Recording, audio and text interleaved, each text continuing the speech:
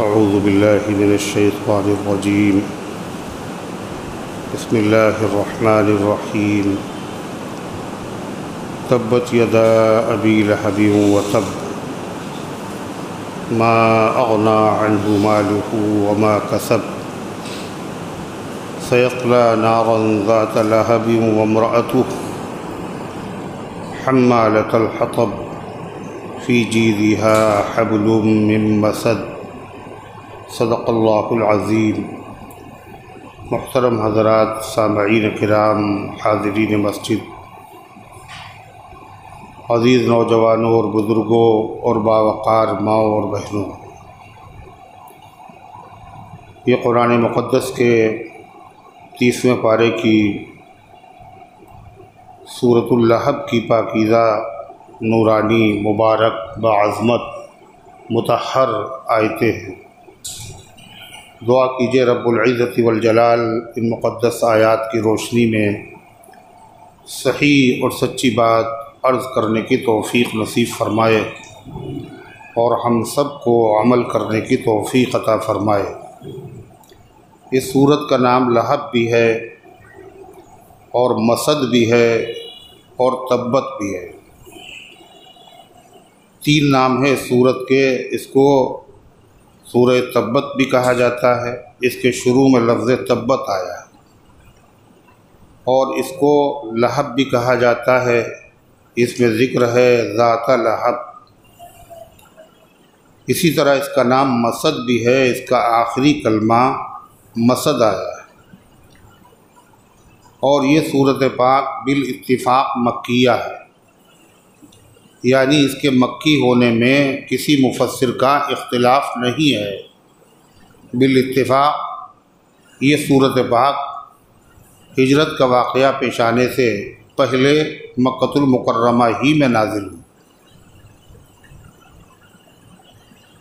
اور اس سورۃ پاک میں 1 رکوع ہے اور 5 آیتیں ہیں اور 77 حرف ہیں، اور ایک قول کے مطابق 81 حرف ہے.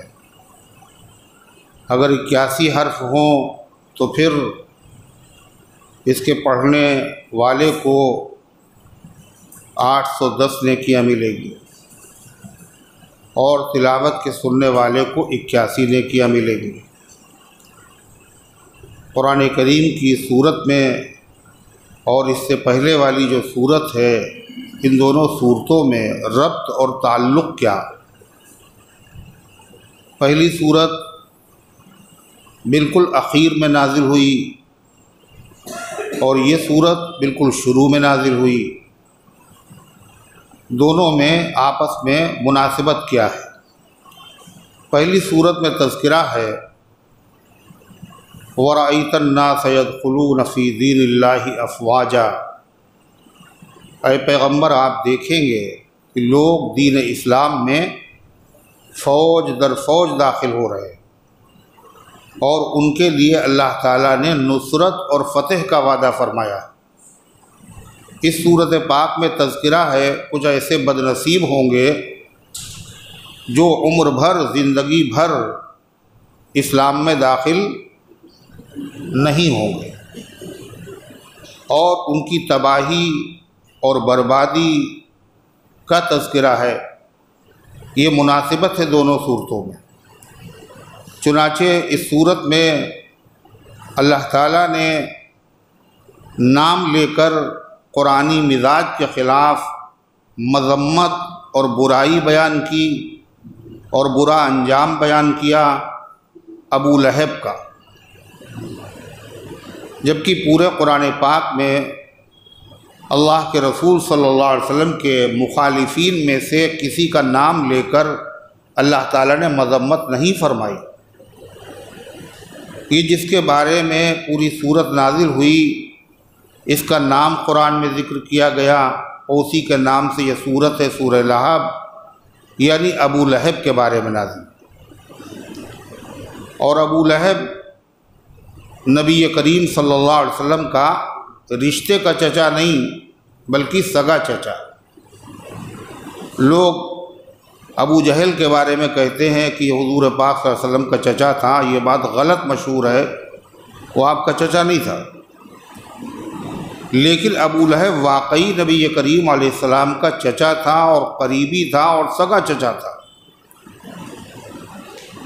ابو لہب، لیکن اس کا کیسا کردار تھا، کیسا کیریکٹر تھا، جس کی وجہ سے باقاعدہ اس کا نام لے کر اس کی برائی، اس کی تباہی، اس کا ایمان نہ لانا، اس کا انجام قرآن میں ذکر کیا گیا، اور ذکر کر کے اللہ تعالیٰ نے تمام دنیا کے انسانوں کو تنبیہ فرمائی کہ جو بھی محمد الرسول اللہ صلی اللہ علیہ وسلم کی مخالفت کرے گا، آپ کی شان میں گستاخیاں کرے گا، آپ کو اذیت پہنچائے گا، حق سے عداوت رکھے گا، چاہے وہ اپنا ہو اور چاہے غیر، اجنبی ہو یا شناسہ، یا وہ آدمی رشتہ دار ہی کیوں نہ ہو اور سب سے قریبی رشتہ دار کیوں نہ ہو، پھر بھی اس کو دنیا میں بھی تباہی کا سامنا کرنا پڑے گا اور آخرت میں بھی اس کو نہایت ہی بھیانک عذاب میں مبتلا کر دیا جائے گا۔ تو حضور پاک صلی اللہ علیہ وسلم کے دشمن تو بہت تھے، مگر ابو لہب کی دشمنی بڑی عجیب تھی، پورا گھرانہ دشمن۔ لیکن یہ دشمنی ابو لہب کو جو حضور پاک صلی اللہ علیہ وسلم سے تھی، یہ آپ سے ذاتی دشمنی نہیں تھی، آپ کے بھتیجے ہونے کی وجہ سے دشمنی نہیں تھی، یہ دشمنی پیدا ہوئی، پہلے نہیں تھی، یہ دشمنی پیدا ہوئی۔ اور پیدا کیسے ہوئی، کس بنیاد پر ہوئی؟ اس لیے کہ آپ بھتیجے ہیں، اس لیے نہیں، بلکہ یہ دشمنی پیدا ہوئی کہ آپ اللہ کے رسول ہیں، آپ پیغمبر اسلام ہیں۔ بالفاظ دیگر یوں کہہ سکتے ہیں کہ اس کو جو نبی کریم علیہ السلام سے عداوت اور دشمنی تھی، وہ محمد ابن عبداللہ ہونے کی حیثیت سے نہیں تھی کہ محمد آپ کا نام ہے اور بیٹے ہیں آپ عبداللہ، اس حیثیت سے نہیں تھی، بلکہ اس کو جو دشمنی نبی کریم علیہ السلام سے پیدا ہوئی، یہ محمد الرسول اللہ ہونے کی حیثیت سے پیدا ہوئی کہ آپ وہ محمد ہیں جو اللہ کے رسول ہیں۔ معلوم یہ ہوا کہ پہلے سے یہ دشمن نہیں تھا، یہ دشمنی بعد میں پیدا ہوئی، پہلے تو اس کو نبی پاک علیہ السلام سے محبت تھی، اور محبت کی دلیل یہ ہے کہ اللہ کے رسول جناب محمد الرسول اللہ صلی اللہ علیہ وسلم کی جب ولادت ہوئی، آپ کی پیدائش ہوئی، تو ابو لہب کو اس کی کنیز اور باندی حضرت سویبہ رضی اللہ عنہا نے جا کے خوشخبری سنائی کہ تمہارا بھتیجا پیدا ہوا ہے، عبداللہ کا یتیم بیٹا پیدا ہوا ہے۔ تو اس کو بڑی خوشی ہوئی اس خبر کو سننے کے بعد، اور خوشی دشمن کو نہیں ہوتی ہے، محبت کرنے والے ہی کو ہوتی ہے۔ بڑی خوشی ہوئی، اور اس نے اس خوشخبری کو سننے کے بعد خوشخبری سنانے والی کو انعام دیا، اور انعام بھی معمولی انعام نہیں تھا، بلکہ اس نے کہا اس خبر کو سننے کے بعد تم نے اتنی بڑی خوشخبری سنائی ہے، جاؤ ہم تمہیں آزاد کرتے۔ معلوم یہ ہوا اس کو نبی کریم علیہ السلام سے ذاتی دشمنی نہیں تھی، پہلے تو آپ سے محبت تھی، اور یہ وہی حضرت سویبہ ہیں جنہوں نے نبی کریم علیہ السلام کو دودھ پلایا۔ حضور پاک صلی اللہ علیہ وسلم کو دودھ پلانے والی خواتین کی تعداد 3 ہے، 3 وہ خوش نصیب خواتین ہیں جن کو یہ سعادت اللہ نے عطا فرمائی کہ انہوں نے دودھ پلایا ہے اللہ کے محبوب مدنی آقا تاجدار مدینہ جناب محمد الرسول اللہ صلی اللہ علیہ وسلم۔ اور یہ بھی عجیب بات ہے، آپ اللہ کے محبوب ہیں، لہذا آپ مصطفیٰ ہیں۔ مصطفیٰ کے معنی آتے ہیں چنا ہوا، منتخب کیا ہوا، چھاٹا ہوا۔ آپ تو مصطفیٰ ہیں، آپ کو اللہ نے جو چیز بھی دی ہے وہ کیسی دی ہے؟ چن کے دی ہے، چھانٹ کے دی ہے، وہ چیز بھی منتخب کر کے دی ہے۔ لہذا آپ کی جو دایا بننے کا جن کو شرف حاصل ہوا ہے، ان کو بھی اللہ تعالیٰ نے منتخب فرمایا تھا۔ اللہ کی حکمت دیکھیے کہ دودھ تو پلایا ہے حضرت ثویبہ نے، لیکن دودھ کب پلایا؟ دودھ کب پلایا؟ جب تک وہ کنیز تھی، باندھی تھی، غلامی کی زندگی جی رہی تھی، اس وقت انہوں نے دودھ نہیں پلایا۔ انہوں نے دودھ کب پلایا ہے؟ جب ان کو آزادی حاصل ہو گئی۔ اس لیے کہ دودھ پلانے والے کا دودھ پینے والے پر اثر ہوتا ہے۔ غلامی اچھی چیز نہیں ہے، غلامی کے اثرات بھی اچھے نہیں ہوتے۔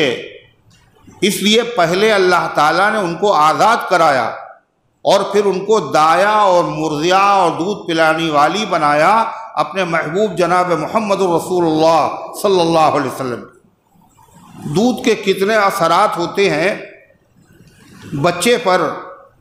دودھ پلانے والی کی نیکی کا اثر بچے پہ پیدا پڑتا ہے، اس کی خوبیاں اور کمالات کا اثر پڑتا ہے۔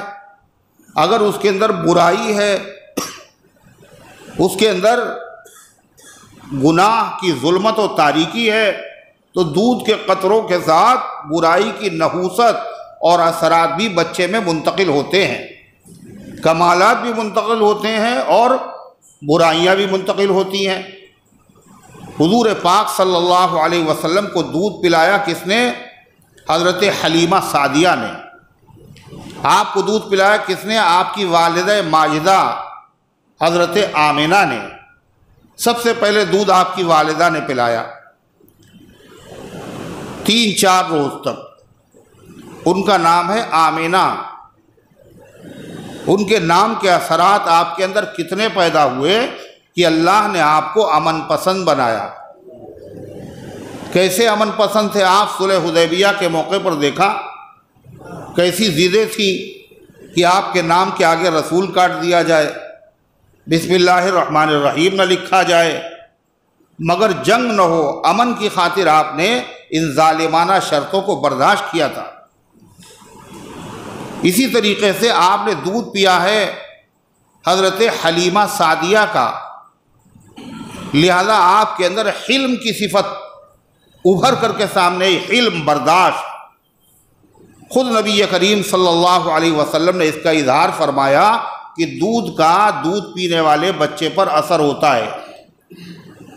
ایک مرتبہ حضرت صدیق اکبر رضی اللہ تعالیٰ عنہ نے عرض کیا، فداک ابی و امی یا رسول اللہ، میرے ماں باپ آپ پر قربان ہو جائیں، اے اللہ کے پیغمبر صلی اللہ علیہ وسلم، آپ کی زبان میں فصاحت کتنی ہے، آپ کا کلام کتنا شیریں اور کتنا میٹھا ہوتا ہے۔ تو فرمایا اس میں تعجب کی بات کیا ہے؟ ایک تو میں قبیلے قریش سے تعلق رکھتا ہوں، دوسرے تمہیں پتہ ہے میں نے دودھ پیا ہے قبیلے بنو سعد کی ایک نیک خاتون حضرت حلیمہ سعدیہ کا۔ آپ بتا رہے ہیں یہ دودھ کے اثرات، دودھ کے اثرات بچوں پر مرتب ہوتے ہیں۔ چنانچہ جب بدر کا موقع تھا اور اس سے پہلے حضور پاک صلی اللہ علیہ وسلم نے صحابہ کرام سے مشورہ فرمایا کہ دشمن کی تعداد اتنی ہے، ہم بے سر و سامان ہیں، ہم تو قافلے کے تعاقب میں نکلے تھے، اب دشمن اکٹھا ہو چکا ہے، بتاؤ کیا کیا جائے؟ تو صحابہ نے اپنی رائے پیش کی۔ سب سے پہلے صدیق اکبر نے تقریر کی اور پھر حضرت فاروق اعظم نے تقریر کی۔ سب سے پہلے مشیر صدیق اکبر، پھر فاروق اعظم، پھر حضرت مقداد نے تقریر کی۔ مہاجر صحابہ کی تقریریں سن کر آپ کا چہرہ جو تھا وہ چمکنے لگا، مگر آپ کو فکر تھی کہ مہاجر صحابہ بول رہے ہیں مگر کوئی انصاری صحابی ابھی نہیں بولے، اور انصار صحابہ نے میری حفاظت کا وعدہ لیا ہے۔ تو اس خیال سے حضور پاک صلی اللہ علیہ وسلم نے انصار صحابہ کی طرف ایک خاص انداز سے دیکھا، اور صحابہ چاہے انصار ہوں چاہے مہاجر ہوں، سب کے سب کیا تھے؟ دانشور تھے، عقل مند تھے۔ اور عقل مندوں کے لیے اشارہ کافی ہوتا ہے۔ وہ سمجھ گئے۔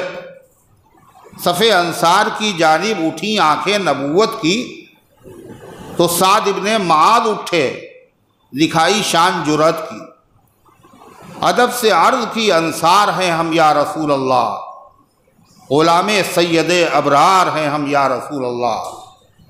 خدا نے ہم غریبوں پر بڑا احسان فرمایا کہ ختم المرسلین اس شہر میں تشریف لے آیا، تو کیا اب موت کے ڈر سے یہ دولت ہم گوا دیں گے، بھلا دیں گے، یہ احسان بار لعنت سر پہ لا دیں گے؟ تعالی اللہ، یہ شیوا نہیں ہے باوقاروں کا، پیا ہے دودھ ہم لوگوں نے غیرت دار ماؤں کا۔ کیا کہا انہوں نے؟ اے اللہ کے رسول، ہم نے غیرت دار ماؤں کا دودھ پیا ہے۔ بلکہ انہوں نے کہا نبی کا حکم ہو تو پھان جائیں ہم سمندر میں، جہاں کو محو کر دے نعرہ اللہ اکبر میں، یہ سر کٹ کر سوئے پائے محمد لوٹتا جائے، اسی کو موت کہتے ہیں تو ایسی موت آ جائے۔ حضور پاک صلی اللہ علیہ وسلم خوش ہوئے تو انہوں نے کاہے کا حوالہ دیا کہ ہم لوگوں نے کس کا دودھ پیا ہے؟ کس کا؟ کس کا؟ بولو نا، ہیں؟ زور سے بولو۔ کیسی ماؤں کا؟ ہیں؟ پیا ہے دودھ ہم لوگوں نے غیرت دار ماؤں کا۔ اگر ماؤں میں غیرت ہے تو بچے میں غیرت آئے گی، اگر ان میں حیا ہے تو بچے میں حیا آئے گی، اگر دیانت اور امانت اور سچائی کی ہے تو بچے میں کیا ہوگا؟ سچائی کے اثرات، دیانت کے اثرات پیدا ہوں گے۔ دودھ کا بڑا زبردست اثر ہوتا ہے، دودھ کی وجہ سے یہ اثرات بھی پیدا ہوتے اور محبت بھی پیدا ہوتی۔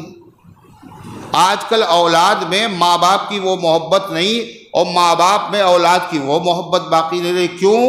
دودھ کا اثر ہے۔ یہ دودھ کس کا پی رہے ہیں؟ ڈبے کا۔ نتیجہ کیا ہے؟ 10 سال ہو گئے، 12 سال ہو گئے، بچہ دوسرے ملک میں ہے اور کما رہا ہے اور بھیج رہا ہے پیسہ، ماں نے بیٹے کا چہرہ نہیں دیکھا اور بیٹے نے ماں کا چہرہ نہیں دیکھا، مگر اس کے بعد کیا کہا جا رہا ہے؟ کوئی مسئلہ نہیں ہے، یہاں آنے کی کوشش نہ کرو، تم پیسے کماتے رہو اور یہاں بھیجتے رہو۔ یہ کیا ہے؟ یہ نتیجہ اسی کا ہے، وہ محبت باقی نہیں رہی۔ تو دودھ کے اثرات ہوتے ہیں۔ اسی طریقے سے ایک صحابی ہیں اور وہ حضرت، ان کا نام ہے حضرت سلمہ ابن اکوع رضی اللہ عنہ۔ ان کی خصوصیت یہ تھی، یہ اتنی تیز دوڑتے تھے کہ گھوڑا اتنی تیز نہیں دوڑ سکتا تھا۔ حضرت سلمہ ابن اکوع، ایک مرتبہ دشمن نے چھاپا مارا تو یہ اکیلے پیچھے پہنچ گئے اور چھپتے رہے اور تیر چلاتے رہے، وہ سمجھے کہ بہت سارے لوگ ہیں، اور بالآخر وہ جان بچا کے بھاگ کھڑے ہوئے۔ انہوں نے اپنے مد مقابل سے کہا تھا انا ابن سلمۃ ابن الاکوع، جانتے ہو میں سلمہ ہوں اکوع کا بیٹا، الیوم یوم الرضع، آج دودھ کا امتحان ہے، آج پتہ چلے گا کس نے کس کی ماں کا دودھ پیا ہے اور کیسی ماں کی دودھ پیا ہے، وفادار ماں ہے، حیادار ماں ہے اور شجاعت اور بہادری والی ماں ہے، یا بزدل ماں کا دودھ پیا ہے۔ تو دودھ کے اثرات ہوتے ہیں۔ نبی کریم صلی اللہ علیہ وسلم نے پہلے دودھ پیا اپنی والدہ ماجدہ حضرت آمنہ کا 3-4 روز، اس کے بعد پھر آپ نے دودھ پیا حضرت سویبہ رضی اللہ عنہا کا، اور حضرت سویبہ نے جو آپ کو دودھ پلایا، اس طرح وہ آپ کی رضاعی ماں، دودھ شریک ماں ہو گئی۔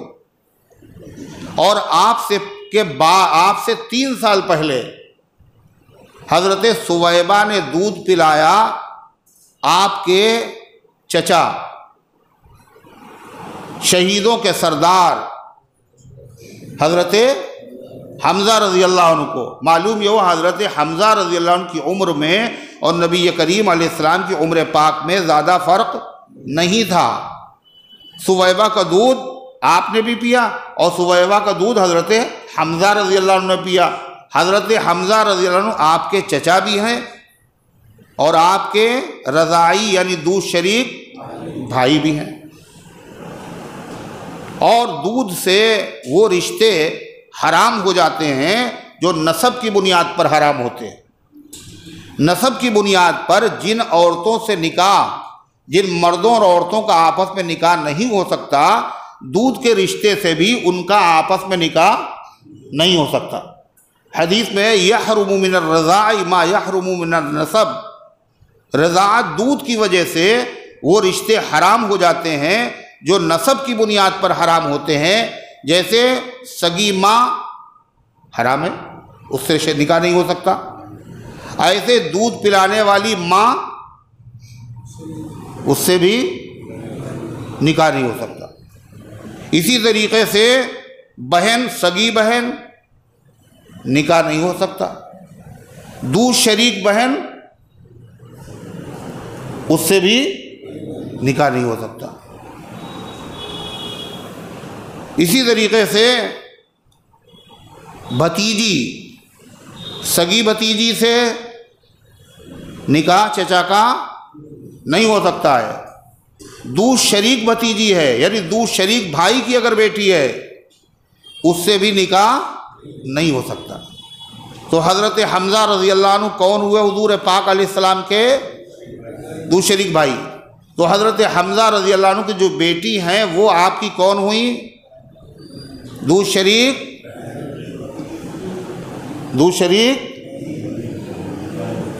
بھائی کی بیٹی، دودھ شریک بھتیجی، ان سے بھی آپ کا نکاح نہیں ہو سکتا۔ آپ سے صحابہ کرام رضوان اللہ علیہم اجمعین نے عرض کیا کہ اللہ کے پیغمبر صلی اللہ علیہ وسلم، حضرت حمزہ شہید ہو گئے ہیں، ان کی جو بیٹی ہیں ان سے آپ نکاح فرما لیجئے۔ تو آپ نے فرمایا وہ تو میری رضاعی دودھ شریک بھتیجی ہے، اس سے میرا نکاح کیسے ہو سکتا ہے؟ معلوم یہ ہوا کہ حضور پاک صلی اللہ علیہ وسلم کو دودھ پلایا تھا حضرت سویبہ نے، اور حضرت سویبہ نے دودھ پلایا تھا شہیدوں کے سردار آپ کے چچا حضرت حمزہ رضی اللہ عنہ کو۔ اسی طریقے سے حضرت سویبہ نے دودھ پلایا تھا حضرت حمزہ کے بعد حضرت ابو سلمہ رضی اللہ عنہ کو۔ ابو سلمہ شوہر اور ام سلمہ بیوی اور سلمہ بیٹا۔ سلمہ ایک بیٹا پیدا ہوا تو اس کے باپ کو کیا کہا گیا؟ ابو سلمہ، سلمہ کے باپ، اور ماں کو کیا کہا گیا؟ ام سلمہ، سلمہ کی ماں۔ ام سلمہ رضی اللہ تعالی عنہا، ان کے شوہر ہیں حضرت ابو سلمہ۔ ابو سلمہ نے دودھ پیا تھا کس کا؟ حضرت سویبہ رضی اللہ عنہا کا۔ حضرت سویبہ کا دودھ اللہ کے نبی نے پیا، پھر حضرت حمزہ نے پیا، اور پھر اس کے بعد حضرت ابو سلمہ نے پیا۔ تو حضرت ابو سلمہ رضی اللہ عنہ بھی دودھ شریک بھائی ہو گئے جناب محمد الرسول اللہ صلی اللہ علیہ وسلم کے۔ حضرت ابو سلمہ رضی اللہ عنہ کا جب انتقال ہو گیا، ان کی وفات ہو گئی، تو حضرت ام سلمہ رضی اللہ عنہ بیوہ ہو گئی۔ حضور پاک صلی اللہ علیہ وسلم نے پھر ان سے نکاح فرمایا۔ ازواج مطہرات میں سے، امہات المومنین میں سے ہیں حضرت ام سلمہ رضی اللہ عنہ۔ آپ نے ان سے نکاح کیا۔ آپ نے جب ان کو پیغام دیا، چونکہ وہ بے یار و مددگار ہو گئیں، ہجرت بھی انہوں نے کی تھی، شوہر کا بھی انتقال ہو چکا ہے، اس لیے حضور پاک علیہ السلام کے زیادہ نکاح کرنے میں بہت ساری حکمتیں ہیں۔ ان میں سے ایک حکمت یہ بھی ہے وہ عورتیں جو بے سہارا ہو گئی ہیں، لہذا ان کو سہارا حاصل ہو جائے، ان کے جو بچے یتیم ہیں ان بچوں کی کفالت کا انتظام ہو جائے۔ اور جب آپ یہ کام کریں گے، بیواؤں سے نکاح کریں گے، تو ظاہر بات ہے صحابہ کیا کریں گے؟ جو کام نبی نے کیا وہی صحابہ نے کیا، جو نبی کی سیرت ہے وہی صحابہ کی سیرت ہے۔ اللہ کے پیغمبر نے بیواؤں سے جب نکاح کیا تو صحابہ کرام نے بھی بیواؤں سے نکاح کیے ہیں۔ آپ دیکھیے، آپ نے سنا ہے حضرت اسماء بنت عمیس رضی اللہ عنہا حضرت جعفر طیار حضرت علی کے سگے بھائی، حضور پاک صلی اللہ علیہ وسلم کے چچازاد بھائی کی بیوی تھی۔ حضرت جعفر جب شہید ہو گئے، وہ بیوہ ہو گئیں، تو عدت گزرنے کے بعد ان سے نکاح کیا حضرت ابوبکر صدیق رضی اللہ عنہ، اسماء بنت عمیس، اور انہی سے پیدا ہوئے محمد ابن ابی بکر، جو پیدا حضرت اسماء سے ہوئے، مگر پالا ان کو حضرت علی نے۔ کیسے پالا؟ جب حضرت ابوبکر صدیق کا انتقال ہو گیا تو حضرت اسماء پھر بیوہ ہو گئی۔ جب پھر وہ بیوہ ہو گئی حضرت علی کی بھابھی، تو ان سے نکاح کس نے کیا؟ حضرت علی نے فرما لیا۔ بیواؤں سے نکاح کیوں صدیق اکبر کرتے ہیں، پھر حضرت علی کرتے ہیں؟ یہ سب کیا ہے؟ یہ سیرت ہے جناب محمد رسول اللہ صلی اللہ علیہ وسلم کی، جو اللہ کے نبی نے کیا وہی صحابہ نے کیا۔ تو حضور انور صلی اللہ علیہ وسلم نے زیادہ تر بیوہ خواتین سے نکاح فرمائے ہیں، اور یہ جو نکاح آپ نے فرمائے ہیں ان میں آپ کی عمر پاک ہے کتنی؟ 63 سال، اور آپ نے پہلا نکاح کیا 25 سال کی عمر میں، جو جوانی کا زمانہ ہے، بھرپور جوانی کا، قوت طاقت کا زمانہ ہے، مگر آپ نے اس نکاح کی بنیاد، آپ کے نکاح کی بنیاد وہ نہیں ہے جو دنیا سمجھتی ہے۔ اگر ایسا ہوتا تو آپ ایسی خاتون سے نکاح نہ کرتے جس کی عمر 40 سال تھی۔ کتنی؟ حضرت خدیجہ رضی اللہ عنہ کی عمر 40 سال، اور 2 مرتبہ بیوہ ہو چکی تھی حضرت خدیجہ رضی اللہ عنہ۔ 25 سال کی عمر رکھنے والا آدمی، انتہائی خوبصورت اور انتہائی شریف اور سب سے اعلیٰ خاندان سے تعلق رکھنے والا، اور نکاح کس سے کر رہا ہے؟ اپنی عمر سے زیادہ بڑی خاتون، 40 سال جن کی عمر ہے، اور وہ بھی 2 مرتبہ بیوہ ہو چکی ہیں۔ یہ آپ نے نکاح کیا۔ آپ اس سے سمجھ سکتے ہیں اس نکاح کا مقصد وہ نہیں ہے جو دنیا سمجھ رہی ہے، اور جس کی وجہ سے دنیا اعتراض کر رہی ہے کہ اللہ کے نبی نے بہت سے نکاح فرمائے۔ پھر 25 سال کی عمر میں آپ نے نکاح کیا، اور 25 سال تک حضرت خدیجہ رضی اللہ عنہ حیات رہی، اور جب تک وہ حیات رہی اس وقت تک آپ نے کسی دوسری بیوی سے نکاح نہیں فرمایا۔ یعنی کتنے دن، کتنی عمر تک؟ 50 سال کی عمر تک۔ 25 سال کی عمر میں نکاح کیا 40 سال کی عمر کی خاتون سے، اور 25 سال ان کے ساتھ زندگی گزاری۔ جب 25 سال کی عمر میں نکاح کیا، 25 سال اور گزر گئے تو کتنی عمر ہو گئی آپ کی؟ 50 سال۔ اس عمر کی اس اسٹیج پر پہنچنے کے بعد، یعنی آپ نے ایک ہی خاتون سے نکاح فرمایا، صرف اس وقت تک ایک بیوی آپ کے پاس رہی، اور جب ان کا انتقال ہو گیا تو آپ نے ایک بیوہ خاتون حضرت سودا رضی اللہ عنہا سے نکاح فرمایا۔ کس سے؟ یہ بھی بیوہ تھی۔ اور اس کے بعد آپ نے نکاح فرمایا حضرت عائشہ صدیقہ رضی اللہ عنہا سے، لیکن رخصتی نہیں ہوئی حضرت عائشہ صدیقہ رضی اللہ عنہا کی ابھی۔ جب 53 سال کی آپ کی عمر ہو گئی، کتنی؟ 53 سال، تو حضرت عائشہ صدیقہ رضی اللہ عنہا کی رخصتی ہوئی ہے۔ آپ بتائیں 53 سال کی عمر میں آپ کے نکاح کہیں ایک بیوی کا انتقال ہو چکا، ایک بیوہ سے نکاح کیا ہے، پھر حضرت عائشہ صدیقہ سے نکاح ہوا ہے 53 سال کی عمر۔ پھر اس کے بعد 1 سال کے بعد حضرت حفصہ رضی اللہ عنہ بیوہ ہو گئی تو ان سے نکاح فرمایا۔ 54 سال تک آپ کی نکاح میں صرف 4 خاتون۔ پھر اس کے بعد 58 سال کی عمر میں آپ نے، یعنی 2 سال، یعنی وفات سے 2-3 سال پہلے آپ نے جلدی کئی نکاح فرمائے۔ تو ان نکاحوں کی کثرت کا مقصد کیا تھا؟ ہر آدمی سمجھ سکتا ہے۔ اس کا مقصد وہ نہیں تھا جو دنیا سمجھ رہی ہے اور انگلیاں اٹھا رہی ہے۔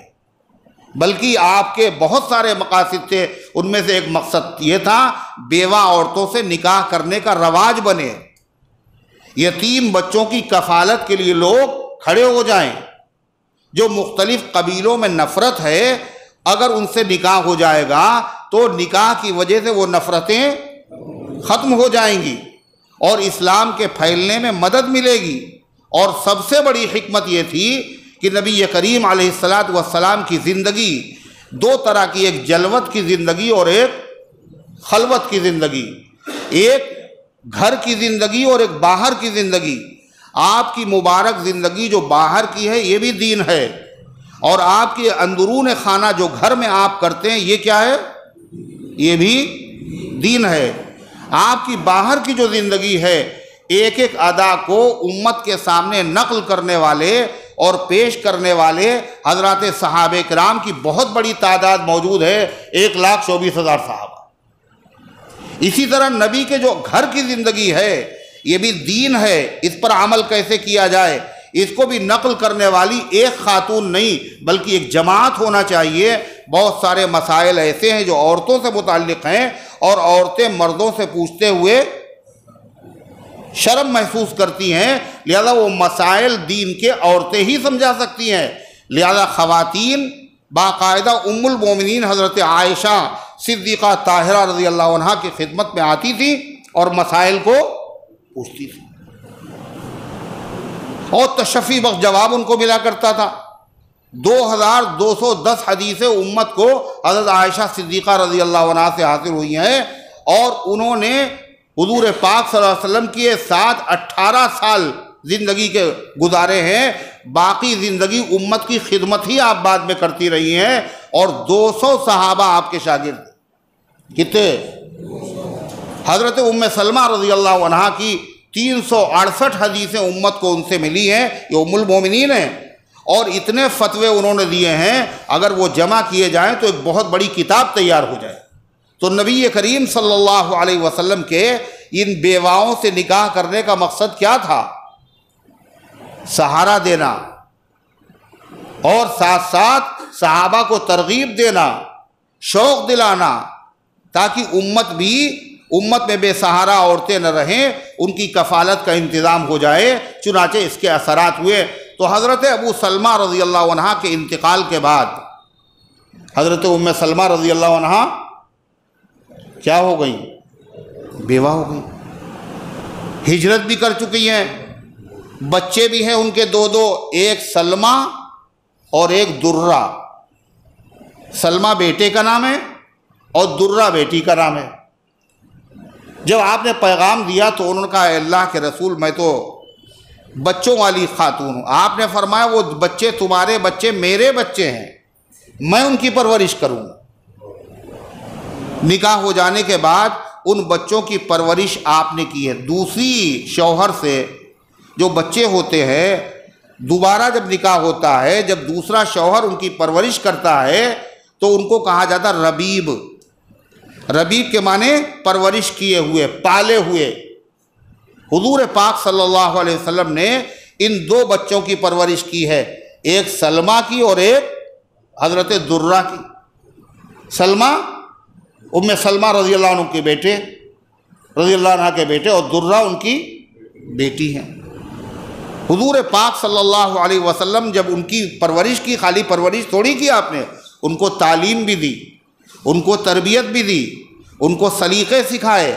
جس طرح باپ اپنی بیٹے کو ادب سکھاتا ہے، تہذیب سکھاتا ہے، تعلیم سکھاتا ہے، کتنے خوش نصیب ہوں گے وہ بچے جو نبی کریم علیہ السلام کی آغوش میں تربیت پا رہے ہیں، اور جن کی تعلیم و تربیت اور تہذیب و سلیقہ سکھانے والا کون ہے؟ خود نبی کریم صلی اللہ علیہ وسلم ہے۔ حضرت سلمہ فرماتے ہیں میں تو بچہ تھا اور حضور پاک صلی اللہ علیہ وسلم کے ساتھ کھانا کھا رہا تھا۔ اب بچے، ان کو کیا ادب پتہ، تو کہا اور لوگ بھی آپ کے ساتھ کھانا کھا رہے تھے، تو میں کبھی اس طرف سے کھاتا تھا اور کبھی اس طرف سے کھاتا تھا، کبھی سامنے سے لقمہ اٹھایا، کبھی ادھر سے اٹھایا، کبھی ادھر سے اٹھایا۔ تو آپ نے فرمایا یا غلام۔ غلام عربی میں اس کو نہیں کہتے ہیں جس کو اردو میں کہتے ہیں غلام جو بالغ نہ ہوا ہو، ابھی بالغ ہونے کے قریب جو لڑکا ہوتا ہے اس کو عربی میں کہتے ہیں غلام۔ یا بشرا ھذا غلام، یوسف علیہ السلام کو جب انہوں نے دیکھا خوبصورت بچہ ہے تو کیا کہا؟ یا بشرا ھذا غلام۔ غلام کا مطلب یہ غلام نہیں ہے۔ تو حضور پاک علیہ السلام نے ان سے فرمایا یا غلام سم اللہ، جب کھانا کھایا کرو پہلا ادب اللہ کا نام لیا کرو، یعنی بسم اللہ وعلا برکت اللہ۔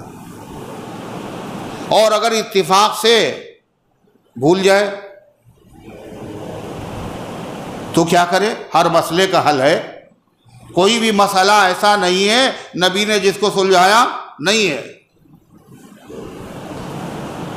فرمایا بسم اللہ اولہ و آخرہ۔ آپ نے دیکھا ایک صاحب کھانا کھا رہے اور بھول گئے، تو انہوں نے جیسے یہ دعا پڑھی تو آپ مسکرانے لگے۔ فرمایا جب انہوں نے نئی دعا پڑھی تو شیطان ساتھ میں کھا رہا تھا، اور جیسے ہی دعا پڑھی اس نے فوراً الٹی کر دی، کھایا ہوا سب واپس۔ تو آپ نے پہلا ادب کھانے کا کیا بتایا، جو چھوٹوں کے لیے بھی ہے اور بڑوں کے لیے بھی ہے اور مردوں کے لیے بھی ہے اور عورتوں کے لیے بھی ہے۔ اس چھوٹے بچے کو جو آپ کی پرورش میں ہے آپ ادب سکھا رہے ہیں۔ 3 ادب آپ نے کھانے کے بتائے، اور جس کی رعایت بڑے بڑے لوگ بھی نہیں کرتے۔ کیوں؟ اس لیے کہ پتہ نہیں، علم نہیں ہے۔ تو پہلا ادب کیا بتایا؟ کیا کہا؟ کل بسم اللہ، کہو بسم اللہ پڑھ کے کھانا کھایا کرو۔ پھر فرمایا وَقُلْ یا غلام سم اللہ، اے بیٹے اللہ کا نام لیا کرو۔ دوسرے کل بیمینک، دائنے ہاتھ سے کھایا کرو۔ کیسے؟ دائنے ہاتھ سے۔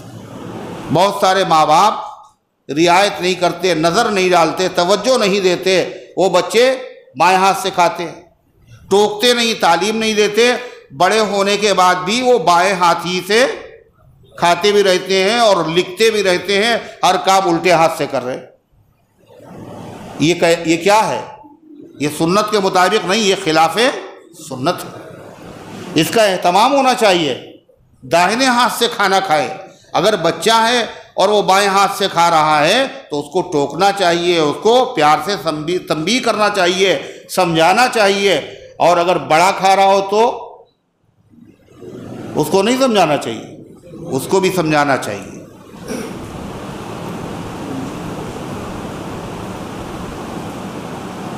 اس کو بھی سمجھانا چاہیے، بڑا اگر ہو تو اس کو بھی سمجھانا چاہیے۔ لیکن کبھی کبھی ایسا ہوتا ہے جب بڑا آدمی ہوتا ہے اور اس کو سمجھایا جائے تو اس میں کچھ اچھے بھی ہوتے ہیں اور کچھ ٹیڑھے بھی ہوتے ہیں۔ وہ سمجھتے ہیں کہ ہماری انسلٹ ہو گئی، اور جب یہ سمجھتے ہیں تو کیا ہوتا ہے، بجائے عمل کرنے کے اور وہ بہانے بنانے لگتے ہیں۔ حضور انور صلی اللہ علیہ وسلم نے ایک شخص کو دیکھا کہ وہ بائیں ہاتھ سے کھا رہا ہے، تو آپ نے فرمایا دائنے ہاتھ سے کھائیے۔ تو اس نے کیا کہا پلٹ کر کے، دائنا ہاتھ میرا اٹھتا نہیں ہے۔ یہ بات جو اس نے کہی سچائی نہیں تھی، صرف شرمندگی کو مٹانے کے لیے۔ ظاہر ہے یہ بات کوئی صحابی تو کہہ نہیں سکتا، یقیناً کوئی منافق ہوگا جو کلمہ پڑھتا ہوگا، صحابہ کی جماعت میں شامل ہو گیا اور اس نے کلمہ پڑھا، وہی اس طرح کی بات کر سکتا۔ اس نے کہا کہ میرا دائنا ہاتھ بولو اٹھتا نہیں۔ آپ نے فرمایا لستطعت، نہ اٹھے۔ چنانچہ اس کے بعد اس نے بہت اٹھانا چاہا، کبھی اس کا دائنا ہاتھ اٹھا نہیں، کبھی اٹھا نہیں۔ جو نبی کی سیرت ہے وہی صحابہ کی سیرت ہے۔ سیدنا حضرت فاروق اعظم رضی اللہ تعالیٰ عنہ ہے اور دسترخوان کے اوپر لوگ کھانا کھا رہے ہیں، دیکھا کہ ایک آدمی ہے وہ الٹے ہاتھ سے کھانا کھا رہا ہے۔ تو حضرت فاروق اعظم نے فرمایا بھائی دائنے ہاتھ سے کھانا کھاؤ۔ تو اس نے کہا کہ داہنا ہاتھ مشغول ہے، داہنا ہاتھ کام میں لگا ہوا ہے، مشغول ہے، خالی نہیں ہے۔ حضرت عمر آگے بڑھ گئے، دیکھنے لگے دوسرے لوگوں کو کھاتے ہوئے، اس کے بعد پھر واپس آئے، دیکھا وہ الٹے ہاتھ سے کھانا کھا رہا ہے، بھائی دائنے ہاتھ سے کھانا کھاؤ۔ کہنے لگا امیر المومنین دائنا ہاتھ مشغول ہے، پھر آگے بڑھ گئے۔ یہ تحمل ہے حضرت عمر کا، برداشت ہے، اتنا غسور آدمی مگر پھر بھی پھر آگے بڑھ گئے۔ تیسری مرتبہ پھر آئے، کہا کہ دائنے ہاتھ سے کھاؤ، تو کہنے لگا کہ مشغول ہے۔ فرمایا کیا مشغولی ہے؟ تیسری مرتبہ کہا تو اس نے اپنا ہاتھ پیش کر دیا۔ حضرت عمر نے دیکھا تو سکتہ طاری ہو گیا، آنکھوں سے آنسو بہنے لگے۔ دیکھا کہ اس کا دائنا ہاتھ کٹا ہوا ہے،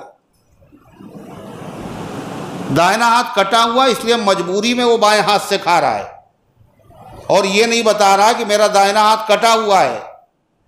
فرمایا یہ کیا ہوا؟ کہا فلاں جنگ میں میرا یہ دائنا ہاتھ شہید ہو گیا۔ حضرت فاروق اعظم رضی اللہ تعالیٰ عنہ کہنے اللہ اللہ، تم وضو کیسے کرتے ہو گے؟ تمہارے کپڑے کیسے دھلتے ہوں گے؟ تمہاری خدمت کون کرتا ہوگا؟ اللہ کے راستے میں تمہارا ہاتھ شہید ہوا۔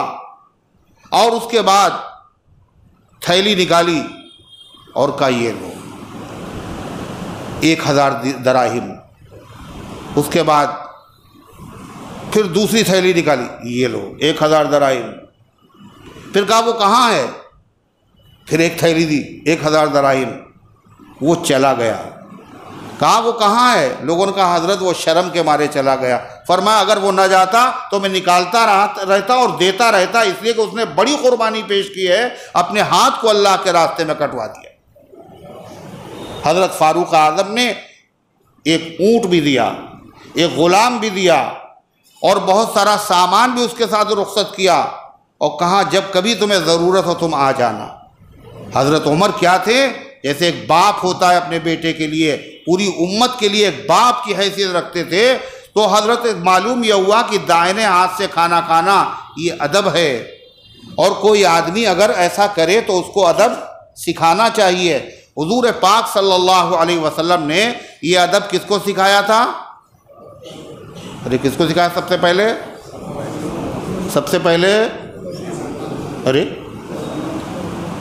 سے پہلے اپنے پرورش کرنے والے بیٹے کو، اپنے ربیب حضرت سلمہ جو بچے ہیں ان کو سکھایا تھا آپ نے۔ سب سے پہلے کیا فرمایا؟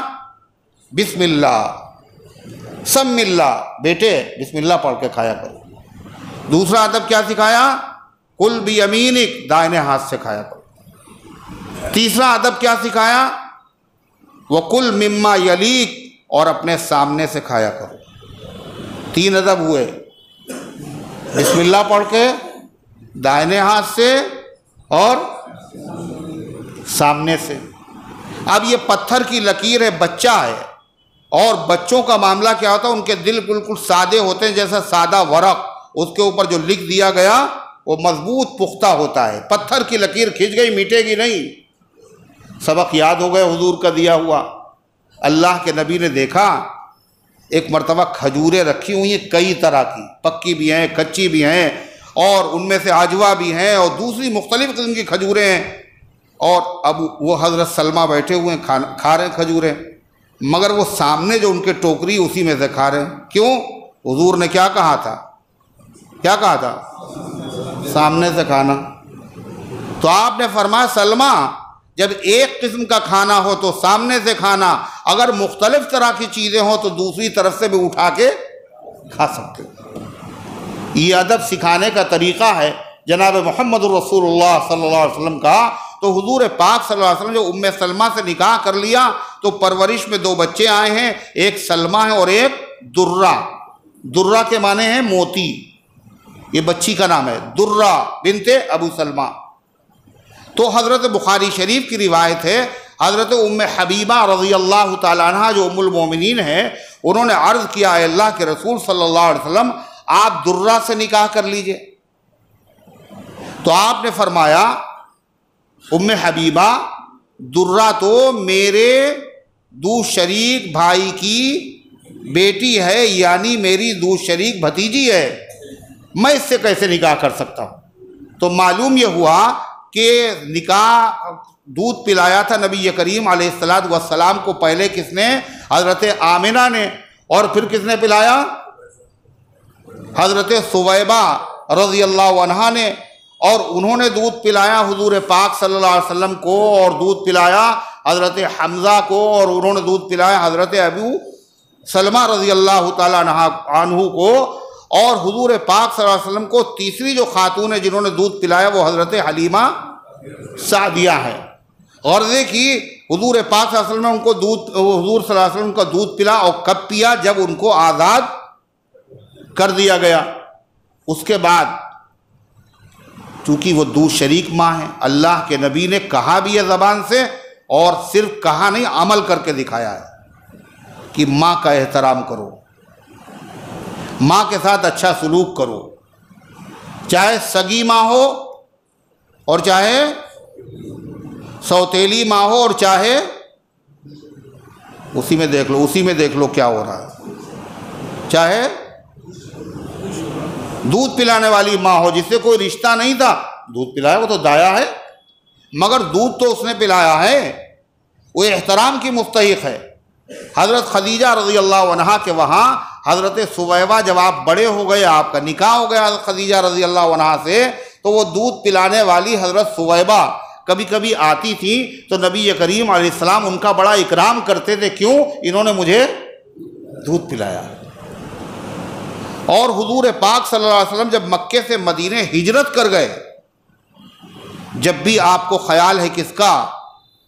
جس نے ہمیں دودھ پلایا تھا وہ مکے میں ہے، وہاں سے آپ تحفے اور تحائف بھیجا کرتے تھے، کس کے لیے؟ حضرت ثویبہ کے لیے، اس لیے کہ انہوں نے ہمیں دودھ پلایا ہے۔ یہاں تک کہ جب مکہ فتح ہوا تو حضور انور صلی اللہ علیہ وسلم جب مکہ شریف میں تشریف لائے فتح مکہ کے موقع پر، تو آپ نے فرمایا ثویبہ کہاں ہے؟ کس کو پوچھا؟ حضرت ثویبہ کہاں ہیں؟ وہی جنہوں نے دودھ پلایا تھا۔ اور ان کے بیٹے مسروع کہاں ہیں؟ پتہ یہ چلا کہ دونوں کا انتقال ہو چکا۔ تو آپ نے فرمایا اچھا ان کا کوئی رشتہ دار ہے؟ یہ ہے اللہ کے نبی جس نے دودھ پلایا، اس کی خیریت، اس کے ساتھ حسن سلوک، اس کی اولاد کے ساتھ حسن سلوک، اور اس کا اکرام، اس کا احترام، اور اس کے ساتھ تحفے اور تحائف، اور انتقال کے بعد پوچھ رہے ہیں اگر وہ نہیں ہیں تو ان کے کچھ رشتہ دار ہیں، اگر رشتہ دار ہوں تو ان کے ساتھ بھی حسن سلوک کیا جائے۔ یہ تعلیم ہے جناب محمد الرسول اللہ صلی اللہ علیہ وسلم کی۔ تو حضور پاک صلی اللہ علیہ وسلم کی ولادت پر خوشی میں آزاد کیا تھا ثویبہ کو کس نے؟ ابو لہب نے۔ معلوم یہ ہوا ابو لہب جو تھا اس کو اللہ کے نبی سے جو دشمنی ہوئی وہ تھی نہیں، بعد میں پیدا ہوئی، اور پہلے تو حضور پاک صلی اللہ علیہ وسلم سے اس کو محبت تھی، اور ایسی محبت تھی کہ جس نے آپ کی ولادت کی خبر سنائی تھی اس باندی کو اس نے انعام کے طور پر آزاد کر دیا تھا۔ یہی نہیں، آپ جوان ہو گئے، ابھی بھی اس کی دشمنی نہیں ہے اس کو ابو لہب۔ کیوں؟ ابھی آپ نے نبوت کا اعلان نہیں کیا۔ حضرت خدیجہ رضی اللہ عنہا سے نبی کریم علیہ السلام کی 4 بیٹیاں پیدا ہوئیں، حضرت زینب، حضرت رقیہ، حضرت ام کلثوم اور حضرت فاطمہ زہرا رضی اللہ عنہا۔ ان 4 بیٹیوں میں سے آپ نے اپنی 2 بیٹیوں کا نکاح ابو لہب کے 2 بیٹوں سے کیا۔ نکاح کہاں کیا جاتا ہے؟ دشمن کے وہاں؟ بتائیے، وہ چچا ہے اور چچا کے بیٹوں سے آپ نکاح کر رہے ہیں اپنی بچیوں کا۔ معلوم یہ ہوا کہ پہلے ابو لہب کو حضور پاک علیہ السلام سے عداوت نہیں تھی، دشمنی نہیں تھی، ورنہ آپ اپنی بچیوں کا رشتہ نہ کرتے۔ آپ نے حضرت رقیہ کا نکاح کیا، آپ نے حضرت ام کلثوم کا نکاح کیا، مگر رخصتی نہیں ہوئی، نکاح ہوا، خالی رخصتی نہیں ہوئی، ابھی صرف نکاح ہوا۔ اب ابو لہب کی دشمنی شروع ہوئی۔ حضور انور صلی اللہ علیہ وسلم پر قرآن کریم نازل ہوا، آپ کو نبوت سے کہ منصب پر اللہ نے سرفراز فرمایا، وحی ربانی نازل ہوئی، اور حضور پاک علیہ السلام نے پہلے تو لوگوں کو چپکے دعوت دی، اور پھر اللہ کا حکم کیا آیا، وَأَنذِرْ عَشِيرَتَكَ الْأَقْرَبِينَ، اپنے قریبی رشتہ داروں کو ڈرائیے شرک اور کفر کرنے پر جہنم کے عذاب سے۔ معلوم یہ ہوا کہ قرآن دعوت کی کتاب ہے، اور اللہ کے نبی صلی اللہ علیہ وسلم سب سے بڑے داعی ہیں، آپ سے بڑا کوئی داعی ہو نہیں سکتا ہے، اور قرآن میں دعوت کے اصول بیان کیے گئے ہیں۔ اگر دین کی دعوت دی جائے تو کیسے دعوت دی جائے؟ پہلے بیرون کا سفر کیا جائے، یا پہلے جو ہے دوسرے شہر سے شروعات کی جائے؟ کہاں سے شروعات کی جائے؟ وَأَنذِرْ عَشِيرَتَكَ الْأَقْرَبِينَ، پہلے اپنے رشتہ داروں کو بولیے دعوت دیجیے، قریبی رشتہ دار، اس لیے کہ دنیا دیکھے گی ان کے گھر والے کیسے ہیں، یہ خود کیسے ہیں، میاں پہلے اپنا گھر سنبھالو۔ تو آپ نے دعوت شروع کی، کیسے دعوت دی آپ نے؟ گھر والوں کو آپ نے دعوت اس طرح دی، آپ نے پہلے کھانے کی دعوت اور اسی میں دین کی دعوت۔ حضرت علی سے فرمایا کہ کھانے کا انتظام کیا ہے کہ ایک شانہ، ایک دست بکری کی، اور ایک پیالہ دودھ، اور اچھے خاصے لوگ، سب کو بلایا، قریبی رشتہ داروں کو، سارے چچا اس میں آئے، اس میں ابو لہب بھی آئے۔ آپ صلی اللہ علیہ وسلم نے جب کھانا پیش کیا، ابھی دین کی دعوت نہیں، کھانا پیش کیا، تو اس نے دیکھا کہ ایک دست ہے اور کھانے والے اتنے ہیں، لیکن حضور پاک صلی اللہ علیہ وسلم جب پیش کیا اس کو تو سارے لوگ کھا چکے، اور اس کے بعد بھی کھانا باقی تھا۔ پھر اس کے بعد آپ نے ایک پیالہ دودھ پیش کیا، وہ سارے لوگوں کا پیٹ بھر گیا اور پیالے میں دودھ باقی تھا۔ ابو لہب کہنے لگا، ہم میں سے ہر آدمی ایک 6 مہینے کا بکری کا بچہ اکیلے کھا سکتا ہے، اور یہ اتنے آدمی اور ایک بکری کی دست سے سب کا پیٹ بھر گیا، اور اچھا خاصا دودھ ہر آدمی پی سکتا ہے، اور ایک پیالے دودھ سے انہوں نے سب کا پیٹ بھر دیا۔ تمہارے اوپر انہوں نے جادو کر دیا ہے، دین کی دعوت ابھی نہیں پیش کی، اور لوگ منتشر ہو گئے۔ پھر آپ نے دوبارہ دعوت کی، اور پھر آپ نے اس دعوت میں فرمایا، قولوا لا الہ الا اللہ تفلحوا، دیکھو جس شرک میں تم مبتلا ہو، کفر ہو، یہ خدا نہیں ہے، یہ خدا ہو بھی نہیں سکتے، ان کو تم نے بنایا ہے، یہ تم ان کے محتاج نہیں ہو، یہ تمہارے محتاج ہیں۔ ان کو رہنے کے لیے مکان کی ضرورت ہے، کون بناتا ہے؟ یہ بناتے، تم بناتے ہو؟ ارے بھائی، بتوں کے لیے رہنے کے لیے جو مکان بنایا جاتا ہے وہ کون بناتا ہے؟ بت بناتے ہیں یا بتوں کے پجاری بناتے ہیں؟ کون بناتا ہے؟ پجاری بناتے ہیں۔ ان کو اگر منہ دھونا ہو ان کو تو منہ کون دھلاتا ہے؟ پجاری دھلاتے ہیں۔ ان کو اگر کپڑے پہنانا ہو تو کپڑے وہ خود نہیں پہنتے، ان کو پجاری پہناتے ہیں۔ ان کو چوری ہونے سے اگر بچانا ہو تو خود اپنی سیفٹی نہیں کرتے ہیں بلکہ پجاری ہی تالے میں رکھتے ہیں، اور اگر کبھی غفلت ہو جاتی ہے تو پھر وہ چوری بھی ہو جاتے ہیں۔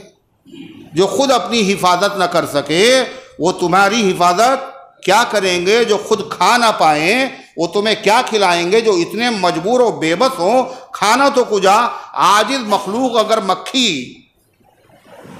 اس چڑھاوے کے اوپر بیٹھ جائے تو ان میں اتنی ہمت نہیں ہے کہ اس کو ہلکا سا بھگا سکیں، جو مکھی سے بھی زیادہ عاجز، اتنی عاجز مخلوق ہے مکھی۔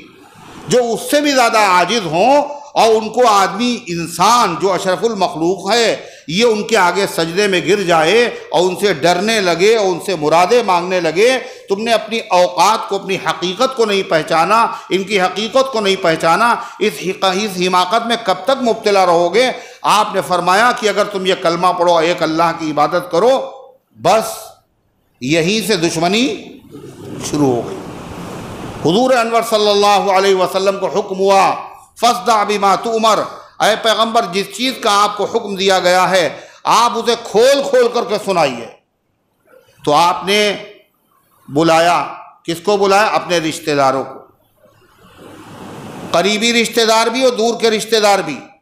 قبیلے قریش کی جتنی شاخیں تھیں نام بنام آپ نے ان کو پکارا، اور کہاں پکارا؟ صفا پہاڑی پہ کھڑے ہو۔ اور کیسے پکارا؟ آپ نے فرمایا یا صباحا، چیخ کے کہا یا صباحا۔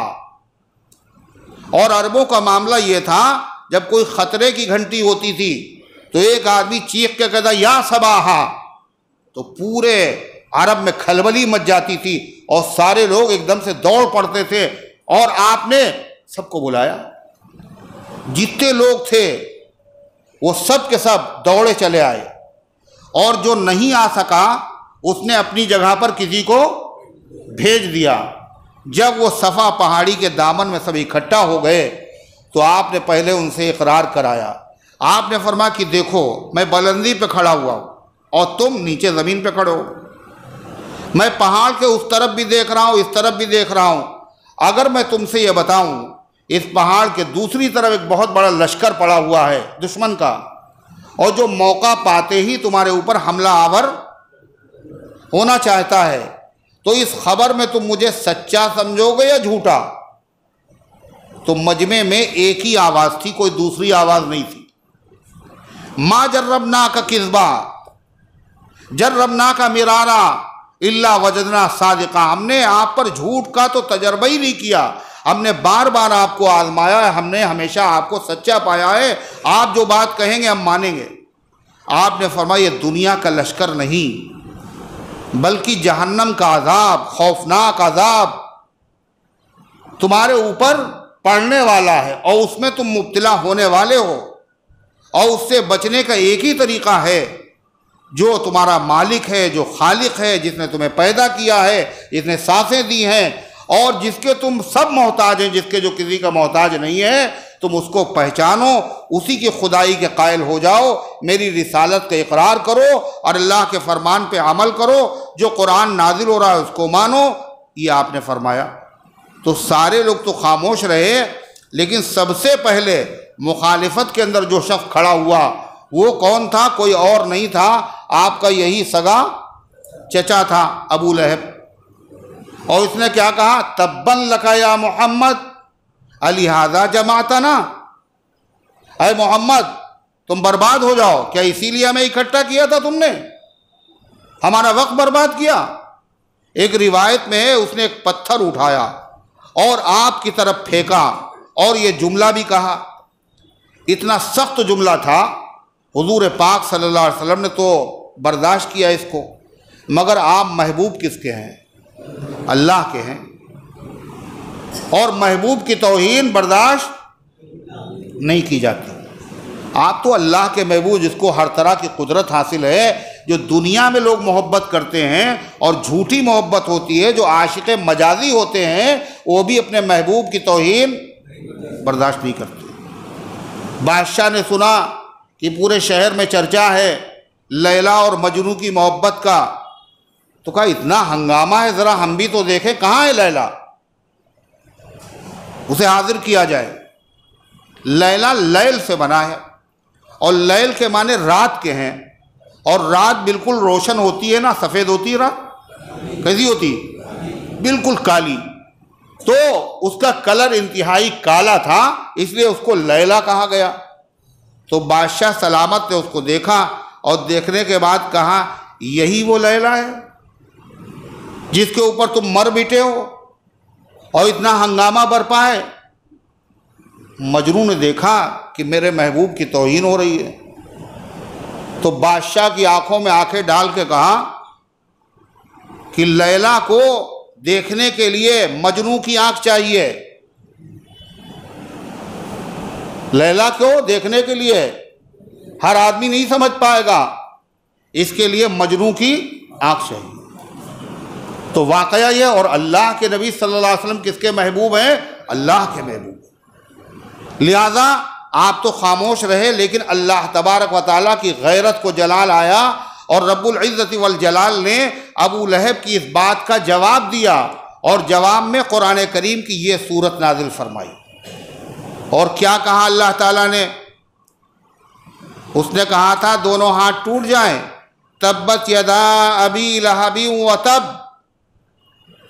ابو لہب کے دونوں ہاتھ ٹوٹ جائیں۔ یہ بد دعا ہے، بد دعا وہ دیتا ہے جو کسی کا کچھ بگاڑ نہیں پاتا، ہے نا؟ ارے ہے نا؟ اور یہاں بد دعا کون دے رہا ہے؟ اللہ۔ اللہ تو ہر چیز پر قادر ہے۔ یہ مسلمانوں کے دلوں کی ترجمانی ہے۔ جب ایسے حالات ہوتے ہیں تو مسلمانوں کا دل اندر سے چاہتا ہے اس نے ہمارے نبی کو بد دعا دی ہے، ہم اس کو بد دعا دیں۔ تو اللہ تبارک و تعالیٰ نے مسلمانوں کے جذبات کی رعایت کرتے ہوئے خود بد دعا دی، اور کیا کہا؟ تبت یدا ابی لہب، ابو لہب کے دونوں ہاتھ ٹوٹ جائیں۔ یہ تو پہلے کیا کہا؟ بد دعا دی، پھر کیا کہا؟ وتب، اور ٹوٹ بھی گئے۔ ٹوٹ جائیں یہ تو بد دعا ہے، یہ خبر ہے اس کے دونوں ہاتھ ٹوٹ گئے۔ یہ قرآن نے کہا۔ اس وقت حالات کیا تھے؟ ابو لہب تندرست، توانا، طاقتور، مال و دولت والا، عزت و شہرت والا، کوئی سمجھ نہیں سکتا تھا۔ قرآن کہہ رہا اس کے دونوں ہاتھ ٹوٹ گئے یا برباد ہو گیا، یہ کہاں برباد ہوا؟ مگر قرآن کی یہ پیشین گوئی تھی، یہ خبر تھی، یہ ایسا بد نصیب ہے، ایسا بدقسمت ہے، اس کی دنیا بھی برباد ہوگی اور اس کی آخرت بھی برباد ہوگی۔ یہ پوری صورت جب نازل ہوئی تو ظاہر بات ہے جو آدمی پہلے سے دشمن ہو اور جب اس کی برائی اس میں آ گئی، اس کو بد دعا دی گئی اور کلام ابدی کے اندر اس کا نام آ گیا اللہ کے ابدی کلام میں، تو اس کی دشمنی گھٹے گی یا بڑھے گی؟ کیا ہوگا؟ بڑھے گی۔ کریلا اور نیم چڑھا، پہلے ہی دشمن تھا وہ، اب تو اس کی دشمنی اور زیادہ آگے بڑھ گئی۔ نتیجہ یہ ہوا کہ حضور پاک صلی اللہ علیہ وسلم حرم میں بیٹھے ہوئے تھے۔ کہاں؟ حرم میں۔ اور آپ کے ساتھ کون تھا؟ وہی جو ہر وقت ساتھ ہوتے ہیں، ہو وقت حضر یا وقت سفر صدیق اکبر ہیں۔ نبی کے ساتھ جب دیکھو جدھر صدیق اکبر ہے، صدیق اکبر بیٹھے۔ اور وہ آیا کون؟ ابو لہب کی بیوی ام جمیل، آپ کی سگی چچی، وہ آئی۔ یہ صورت نازل ہو چکی۔ اب وہ آئی اول فول بکتی ہوئی اور ہاتھ میں اس کے پتھر بھی ہے۔ حضرت صدیق اکبر نے کہا اے اللہ کے رسول یہ آ رہی ہے، مجھے اندیشہ ہے۔ آپ نے فرمایا فکر نہ کرو، کوئی مسئلہ نہیں، فکر نہ کرو۔ خیر وہ آئی، آپ بیٹھے ہوئے، وہ صدیق اکبر کو دیکھ رہی اور اللہ کے نبی کو نہیں دیکھ رہی ہے۔ صدیق اکبر کو دیکھ رہی اور حضور کو نہیں دیکھ رہی، اور کہنے لگی ابو بکر صدیق سے وہ تمہارا ساتھی کہاں گیا؟ کہنے لگی مذممن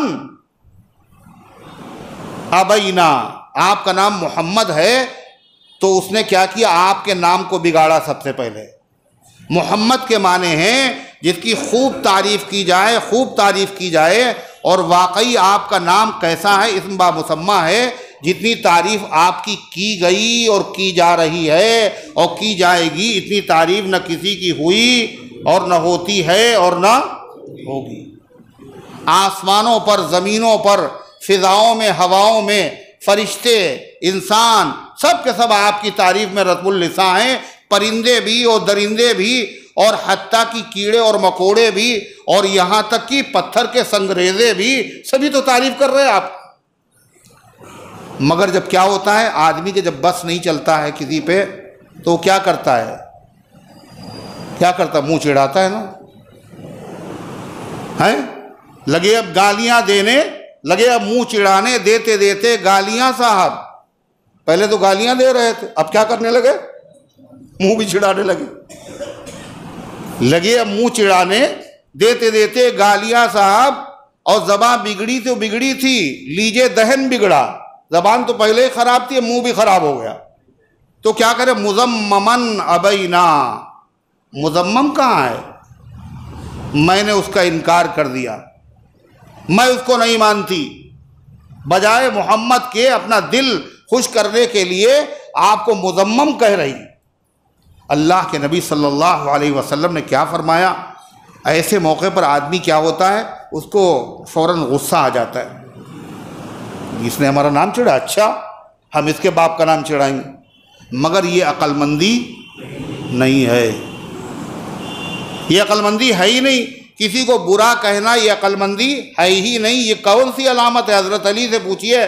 حضرت علی فرماتے ہیں وَإِذَا أَمُرُّ عَلَى اللَّئِيمِ يَسُبُّنِي فَمَضَيْتُ ثَمَّ وَقُلْتُ لَا يَعْنِينِي. جب میں کسی کمینے کے پاس سے گزرتا ہوں جو مجھے گالی دیتا ہے. کس کے پاس سے؟ کمینے کے پاس. حضرت علی نے 2 باتیں بتائیں. جو گالی دیتا ہے وہ شریف کون ہوتا ہے؟ وہ سمجھ لیجئے آپ اس سے. جو لوگ گالیاں دیتے ہوں وہی سمجھ لیں بھائی کہ ہم کون ہیں. اور اتفاق یہ ہے کہ جو علی کا نام لیتے ہیں اور علی کا وظیفہ پڑھتے ہیں ان کا رات دن کا مشغلہ گالی ہی دینا ہے. حضرت علی کیا کہتے ہیں؟ وَإِذَا أَمُرُّ عَلَى اللَّئِيمِ يَسُبُّنِي. جب میں کسی کمینے کے پاس سے گزرتا ہوں جو مجھے گالی دیتا ہے. پتہ ہے علی کو جو گالی دے وہ کمینہ ہی ہوگا، اور علی صحابی ہے. کسی بھی صحابی کو جو گالی دے وہ کمینہ ہوگا، اور کسی کو بھی گالی دے وہ کیا ہوگا؟ آپ نے فرمایا مومن سباب نہیں ہوتا، مومن گالم گلوچ نہیں کرتا. منافق کی پہچان ہے. کس کی؟ منافق کی پہچان ہے. وَإِذَا خَاصَمَ فَجَرَ. جب وہ جھگڑا کرتا ہے، لڑتا ہے تو اول فول بکتا ہے، گالیاں بکنے لگتا ہے. مومن کبھی گالی نہیں دیتا. یہ پیمانہ ہے. آج ہم اس پیمانے پہ ذرا ناپ کر کے دیکھیں ہمارے گھر کا ماحول کیا ہے. ہمارے نوجوانوں کی زبان پر ہر وقت گالی، بات بات پہ گالی، بات بات. کوئی گالی کا موقع نہیں ہے پھر بھی گالیاں دے دے کے بات کر رہے. اور ہے کون یہ؟ اللہ کے نبی کا غلام، یہ مسلمان ہے. آپ کو نہیں پتا گالی دینے سے زبان کیا ہوتی ہے؟ پاک ہو جاتی ہے. شاید کیا ہوتی ہے؟ ناپاک ہو جاتی ہے. اور جب وہ ناپاک زبان ہو گئی تو اس کے بعد پھر اسی زبان سے آدمی کیا کہتا ہے؟ لا الہ الا اللہ. اسی زبان سے مسجد میں آتا ہے تو کیا کہتا ہے؟ اللہم افتح لی.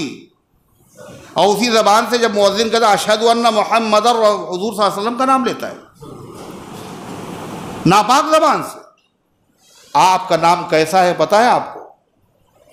آپ کا مبارک نام کیسا ہے؟ 1000 بار بشویم دہن ز مشک و گلاب، ہنوز نام تو گفتن کمال بے ادبیست. 1000 مرتبہ مشک سے، شمامے سے، عنبر و خوشبوؤں سے اپنے منہ کو دھوئیں، پھر بھی اے پیغمبر آپ کا نام اس گندی زبان سے لینا بے ادبی ہے. اور یہاں گالیاں دینے کے بعد کچھ احساس ہی نہیں ہے ہم کون ہیں، ہم کس کے امتی ہیں، کس نبی کی تعلیم کیا ہے، ہماری حیثیت کیا ہے.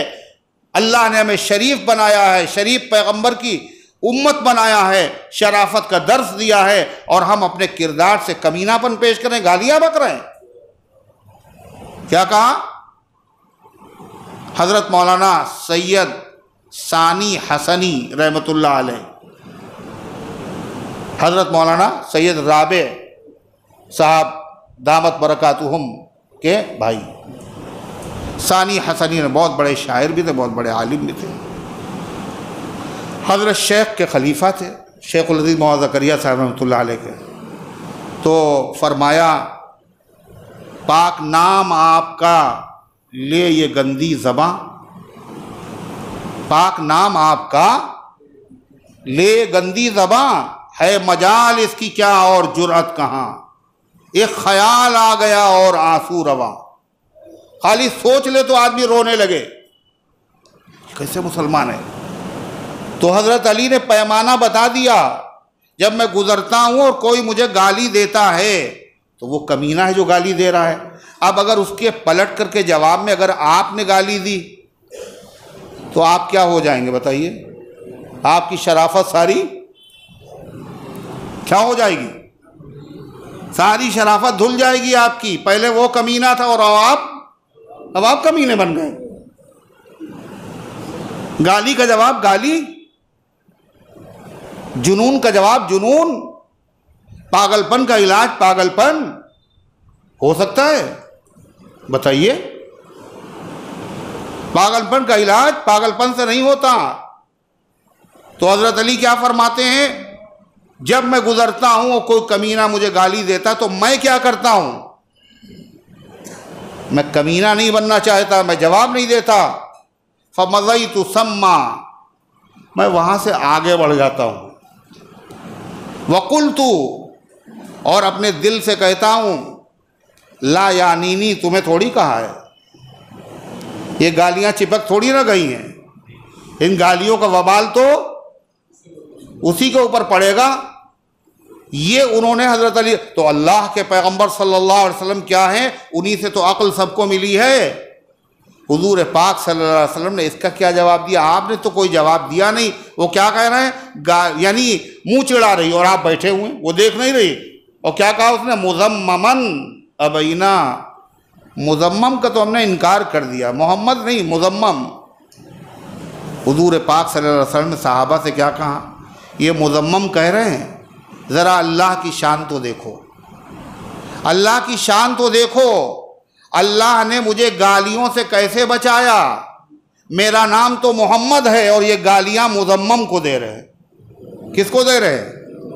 یہ مذمم کو برا کہہ رہے ہیں اور میرا نام تو محمد ہے۔ وہی حضرت علی فرماتے ہیں، کیا کہتے ہیں؟ فَمَضَيْتُ ثَمَّ، میں تو وہاں سے گزر جاتا ہوں اور میں کہتا ہوں مجھے نہیں کہہ رہا ہے، یہ اپنا نقصان کر رہا ہے۔ تو اس نے کہا مذممن ابینا وَدِينَهُ قَلَيْنَا، اور ان کا جو لایا ہوا دین ہے اس سے تو ہم بیزار ہیں۔ وَأَمْرُهُ عَصَيْنَا، اور ان کا کوئی حکم ہم نہیں مانیں گے۔ اور کہا اس نے ہماری ہجو کی ہے، محمد نے ہماری ہجو کی ہے۔ اور ہجو کسے کہتے ہیں؟ شاعری میں کسی کو عیب بیان کرنا، اس کو کہتے ہیں ہجو۔ تو کہا کہ انہوں نے ہجو کی ہے آپ کی۔ تو حضرت صدیق اکبر نے کہا یہ جو کعبہ ہے، اس کعبے کے رب کی قسم، محمد صلی اللہ علیہ وسلم نے کبھی کوئی شعر نہیں کہا، اور شعر صحیح طور پر آپ پڑھ بھی نہ سکے کبھی زندگی میں۔ ہجو شاعری میں ہوتی ہے، اور اللہ کے نبی نے کبھی کوئی شعر نہیں کہا۔ اور فرمایا کسی کا شعر کہنا تو کجا، دوسرے آدمی کا شعر بھی آپ کبھی صحیح طریقے سے پڑھ نہیں پائے، آگے کے پیچھے کر دیا اور پیچھے کا آگے کر دیا۔ حضور پاک صلی اللہ علیہ وسلم نے ایک مرتبہ ایک شعر پڑھا جو پسند آیا، تو اس یہی تھا کیا کہ فرمایا وَيَأْتِيكَ مَن لَّمْ تُزَوِّدِي بِالْأَخْبَارِ وَيَأْتِيكَ سَتُبْدِي لَكَ الْأَيَّامُ مَا كُنْتَ جَاهِلًا وَيَأْتِيكَ بِالْأَخْبَارِ مَن لَّمْ تُزَوِّدِي۔ یہ شعر ہے کسی عربی شاعر کا۔ اس کا ترجمہ یہ ہے جس سے تم ناواقف ہو، آج جس کو تم جانتے نہیں ہو، عنقریب وہ تم جان جاؤ گے، اور تمہارے پاس وہ خبر لے کے آئے گا جس کو تم نے کچھ نہیں دیا۔ تو یاتی کا بالاخبار من لم تزودی بعد میں ہے، یاتی کا بالاخبار پہلے ہے۔ اللہ کے نبی نے جب اس کو پڑھا تو آپ نے فرمایا من لم تزودی بالاخبار، پہلے من لم تزودی کہا اور پھر بالاخبار کہا۔ تو حضرت صدیق اکبر نے عرض کیا یا رسول اللہ شعر اس طرح نہیں ہے۔ آپ نے فرمایا آگے ہو یا پیچھے ہو، بہرحال مطلب تو ادا ہو گیا۔ حضرت صدیق اکبر نے کہا اشہد انک رسول اللہ، حضور میں گواہی دیتا ہوں کہ آپ اللہ کے رسول ہیں۔ اللہ نے قرآن میں آپ کے بارے میں فرمایا ہے وما علمناہ الشعر وما ينبغی لہ، ہم نے اپنے محبوب کو شاعری کا علم نہیں دیا، جبکہ اس زمانے میں شاعری شعر نہ کہنا عیب تھا اور شعر کہنا کمال تھا جس زمانے میں آپ تشریف لائے۔ یعنی چرواہے، بکریوں کے چرانے والے، اونٹوں کے چرانے والے، غلام، کنیزے، لونڈیاں، کوئی ایسا نہیں تھا جو شعر نہ کہتا ہو، اور جو آدمی شعر نہیں کہہ پاتا تھا اس کی شادی نہیں ہوتی تھی، اس کا رشتہ نہیں ہوتا تھا، یعنی یہ آدمی عیبدار ہے، یہ شادی کے لائق نہیں، ہمارے برابر کا نہیں، یہ شاعری نہیں کر پاتا۔ یہ زمانہ تھا۔ اس زمانے میں اللہ تعالیٰ نے حضور پاک صلی اللہ علیہ وسلم کو شاعری کا علم بتائیے نہیں دیا، غلاموں کو دیا، کنیزوں کو دیا، چرواہوں کو دیا، معمولی آدمیوں کو دیا۔ اے اللہ، آپ نے اپنے محبوب اور چہیتے کو کیوں نہیں دیا؟ سوال ہے نہیں ہے؟ جب سب کو دے دیا تو آپ کو کیوں نہیں دیا؟ اور عجب زمانہ تھا وہ، ایسا زمانہ تھا کہ بچیاں اور چھوٹے چھوٹے بچے شعر و شاعری کیا کرتے تھے۔ عرب کا ایک شاعر ہے محلحل، وہ ایک مرتبہ گیا باہر، اس کو ڈاکو مل گئے 2، اور انہوں نے سب کچھ چھینا اس سے پہلے، اور پھر کہا ہم تمہیں قتل کر دیں گے، کوئی آخری تمنا ہو تو بتا دو۔ تو اس نے کہا بس ایک تمنا ہے، مکے میں میری 2 لڑکیاں رہتی، فلاں محلے میں فلاں جگہ پہ، ان سے جا کے میرا ایک مصرع کہہ دینا۔ شعر میں 2 ٹکڑے ہوتے ہیں، 2 ٹکڑوں سے مل کے شعر بنتا ہے، ایک ٹکڑے کو مصرع کہتے ہیں۔ جیسے کوئی انسان کسی انسان کو کیا دیتا ہے، یہ ایک مصرع ہوا۔ آدمی ایک بہانہ ہے خدا دیتا ہے، یہ پورا شعر ہو گیا۔ اس نے کہا ایک مصرع میرا جا کے کہہ دینا، تو انہوں نے کہا بہت اچھا۔ تو انہوں نے کام تمام کیا، اس کا سارا مال لیا، مگر یہ ڈاکو تھے، آپ بتائیں ڈاکہ ڈالتے تھے اور قتل بھی کر رہے ہیں، مگر بات کے بڑے پکے تھے، وعدہ خلافی نہیں کرتے تھے، جھوٹ نہیں بولتے تھے۔ آخری تمنا ہے، اس نے کہا ہے شعر کہنا ہے، تو گئے بھائی مکے، اور گھر پوچھ کر کے پہنچ گئے وہاں، اور جانے کے بعد کہنے لگے تمہارے باپ سے ملاقات ہوئی تھی میری، اور انہوں نے ایک پیغام بھیجا ہے تمہارے نام۔ کہنے کیا بھیجا ہے؟ یا بنتی محلحل ان اباکما، اے محلحل کی دونوں بیٹیوں تمہارا باپ، اتنا جا کے کہہ دینا بس خالی۔ اب انہوں نے آ کے یہ سنایا، تو ایک بچی جو تھی اس نے تو ان کی خاطر مدارات شروع کی، اور دوسری نے جا کے مکے میں اعلان کر دیا میرے باپ محلحل کو قتل کر دیا گیا ہے، اور اس کے دونوں قاتل میرے گھر پہ موجود ہیں۔ اب آپ بتائیے اس مصرے میں یہ کہاں سے پیغام آ گیا کہ وہ قتل بھی ہو گیا باپ اور قاتل بھی موجود ہے؟ اب وہ سارے لوگوں نے آ کر کے ان کو تو گرفتار کر لیا۔ تو ان سے پوچھا گیا، ان بچیوں سے، یہ بتائیے آپ نے کیسے سمجھا کہ یہی قاتل ہے؟ کہنے میرے باپ نے ایک مصرع کہلوایا ہے، یا بنتی محلحل ان اباکما، اے محلحل کی دونوں بیٹیوں تمہارا باپ۔ اور دوسرا مصرع نہیں کہا انہوں نے، اور دوسرا اگر ہو سکتا ہے اس پہ جو گرہ لگ سکتی ہے تو اس کے علاوہ نہیں لگ سکتی ہے۔ دوسرا مصرع یہی ہو سکتا ہے قد قتل وقاتلہ لداکما، وہ تو قتل کر دیا گیا اور اس کو دونوں قاتل تمہارے پاس ہیں۔ یہ وہ زمانہ تھا، بچے شاعری کر رہے تھے، سمجھ بھی رہے تھے۔ اس زمانے میں اللہ اپنے محبوب کو بھیجتا ہے، اور سب کو اس نے شاعری کا علم دیا، مگر اپنے محبوب صلی اللہ علیہ وسلم کو شاعری کا علم نہیں دیا۔ ایک سوال ہے، کیوں نہیں دیا شاعری کا علم؟ حضرت مولانا عبدالشکور فاروقی رحمۃ اللہ علیہ بہت بڑے عالم، بہت بڑے فقیہ، بہت بڑے مناظر اور بہت بڑے ولی کامل اور قطب اور ابدال تھے۔ لوگوں نے ان کو سمجھا نہیں۔ لوگوں نے کیا کہا؟ انہوں نے بس شیعہ سنی لڑایا ہے، اس کے علاوہ کچھ نہیں کیا۔ شیعہ سنی خالی لڑا، انہوں نے فرق پیدا کیا، شیعہ سنی کیا ہے، شیعہ سنی میں لڑائی کی بات، اس کے علاوہ کچھ کیا نہیں۔ اتنے ناقدرے، اتنے ناشکرے۔ اللہ کے نبی صلی اللہ علیہ وسلم جب دنیا میں آئے تھے تو آپ بتائیے کوئی بھی لا الہ الا اللہ پڑھنے والا تھا؟ سب تو بت پرست تھے۔ اللہ کے نبی نے دین کی دعوت دینے کے بعد عرب کے لوگ جو متحد تھے، ایک مذہب تھا، ایک دین تھا، جن کا سب شرک میں مبتلا تھے، اللہ کے نبی نے کیا کیا؟ ان میں اختلاف پیدا کر دیا، نہیں ہے نا؟ ارے مسلمان ہو گئے، انہوں نے کہا ہم نہیں مانیں گے، اور انہوں نے کہا ہم وہی مانیں گے، آپس میں اختلاف ہوا نہیں ہوا؟ تو حضور نے اختلاف پیدا کیا تھا آ کر کے، اتحاد تھوڑی پیدا کیا تھا۔ پہلے اتحاد تھا اور اللہ کے نبی نے بعد میں کہو نبی نے اختلاف پیدا کیا؟ بھائی تھا نہیں تھا اتحاد؟ پہلے بت پرستی میں اتحاد تھا نہیں تھا؟ نبی نے اختلاف پیدا کر دیا، بھائی مسلمان ہے، دوسرا بھائی مسلمان نہیں ہے، شوہر مسلمان ہے، بیوی مسلمان نہیں ہے، گھر گھر میں جھگڑے پیدا کیے۔ تو نبی نے لڑانے کا کام کیا ہے، ملانے کا کام نہیں کیا۔ جو آدمی یہ بات کہے وہ بہت بڑا احمق اور جاہل ہے۔ اللہ کے نبی نے حق اور باطل میں فرق کیا ہے، حق یہ ہے اور باطل یہ ہے۔ حضرت مولانا عبدالشکور فاروقی رحمۃ اللہ علیہ نے لڑانے کا کام نہیں کیا ہے، انہوں نے حق کو حق کہا اور باطل کو باطل کہا، تمہیں پہچان کرائی کہ حق کیا ہے اور باطل کیا ہے۔ اگر برفی بک رہی ہو اور ایک ہی جیسی ہو اور ایک برفی میں زہر ملا ہوا ہو اور ایک آدمی جانتا ہو کہ اس میں زہر ہے اور لوگ خریدنے آ رہے ہوں، تو اگر وہ آدمی چپ رہے، لوگوں میں اختلاف ہوگا، یہ دکاندار ہمیں برا بھلا کہے گا، یہ سب گالیاں دیں گے، لہذا وہ چپ چاپ بیٹھا رہے، لوگوں کو زہر کھانے دے، کیا ایسا صحیح ہے؟ جائز ہے؟ یہ تو حرام ہے۔ لوگ برا کہیں یا بھلا کہیں، بتاؤ کہ اس کو مت خریدنا، اس میں زہر ملا ہوا۔ تو انہوں نے اختلاف نہیں پیدا کیا ہے، انہوں نے حق و باطل میں فرق پیدا کیا ہے۔ آپ کو کیا پتا علماء کیا کہتے ہیں؟ بڑے بڑے علماء انہوں نے کیا کہا؟ انہوں نے فرض کفایہ ادا کیا ہے۔ مولانا عبدالشکور صاحب رحمۃ اللہ علیہ، فرض کفایہ کا مطلب اگر جنازے کی نماز کچھ لوگ پڑھ لیں تو سارے گناہ سے بچ جائیں گے، اور اگر کوئی نہ پڑھے تو سب گنہگار ہوں گے۔